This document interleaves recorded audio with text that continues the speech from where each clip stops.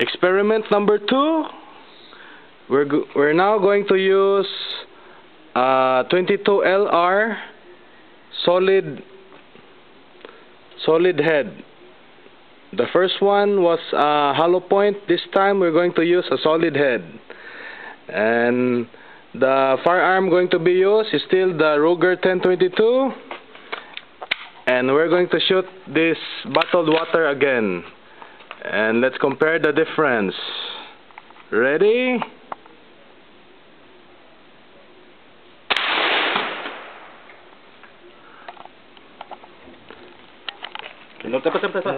Ihangad lang.